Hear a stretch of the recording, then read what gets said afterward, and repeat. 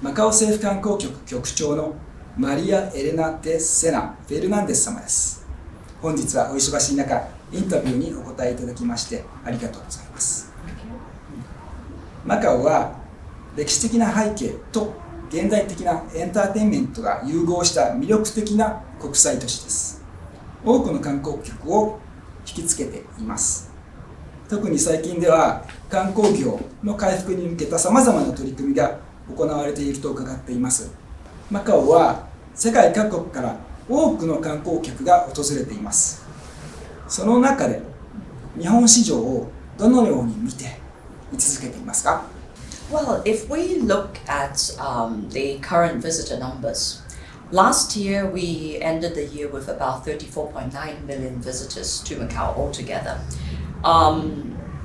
Japan used to be number 3 in terms of our in terms of our total visitor markets, and obviously, it used to be a very, very important market for Macau. It continues to be, although the numbers have not recovered to like before the pandemic. But still, if we look at the Japanese market for this year, we're looking at up to March. Provisionally, we already have around 44,000 Japanese visitors coming to Macau for the first quarter. So this is a 24% increase compared to last year. So we are getting better. Japan is now number 5 among the international markets, used to be number 2 in terms of international markets. So I would say that we need to work harder on the Japanese market. It used to be and is still a very important market for us as we see it, because Japan has for many, many years been supporting Macau, and we have a lot of I would say Japanese connections in Macau as well. So we do look forward to eventually getting back to where we were before the pandemic. Before the pandemic, we're talking about 300,000 Japanese visitors a year. So yes, we will be working hard, and we hope to see more Japanese visitors coming. そうですよね。マカオは日本人にとっても非常にいいデスティネーションなので、ぜひより多くの日本人がマカオを訪れてほしいものです。では続きまして、今年2025年の日本の旅行業界とのコラボレーションプランについてお聞きしたいと思います。Well, I think we have a lot of interesting things working on the Japanese market. First of all, this year is also a very, very special year for Macau because, Macau, together with Huzhou City in Zhejiang Province in China, as well as Kamakura in Japan, as well as Ancheon City in Korea, we are called the 4 culture cities of East Asia for 2025. So in that sense, we have to actually do more collaboration or do more exchange between these 4 cities. So this is a very important work during the year 2025. Very interestingly, this year already, Kamakura City already participated in 2 activities in Macau.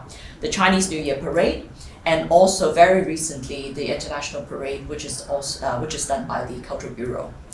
This year also we are looking at increasing our activities in Macau. One of the travel agencies in Macau is right now dressed up. Their shop in Ginza is right now dressed up as a Macau themed office. So it's when you go there to their Ginza office, it's very interesting to see all the Portuguese tiles, the Portuguese style decorations and all that. So this is also a very interesting collaboration for this year. ということで2025年はマカオのプロモーションが非常に多く皆さんも期待できると思います。ぜひ皆さんマカオで来てみて、あと日本でもマカオのそういった痕跡を探してみてください。では続きまして、マカオの観光政策であるツーリズムプラスについて教えてください。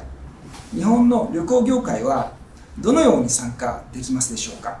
Well, Tourism Plus is a strategy because Macau wants to diversify our economy.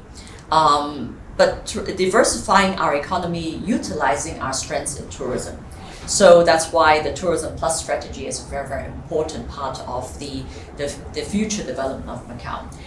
Traditionally, Tourism Plus, when we think about Tourism Plus, we would think about Tourism Plus culture, tourism plus maybe gastronomy, food.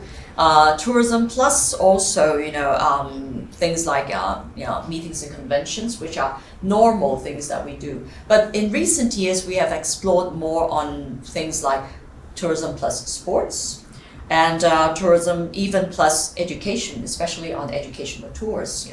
So I would say that for our Japanese friends, our Japanese trade, especially in the tourism industry, we would welcome them to actually look at what new areas that probably for travel among Japanese people can be more explored, and we can utilize Macau's strengths to actually attract them to come to Macau. Say, for example, for student tours, why not come to Macau and see all the new things that are happening in Macau? We have new shows. We have also very new, interesting exchange between, I would say, our local students, and if Japanese students are interested in that, we can do that as part of what we call tourism plus education.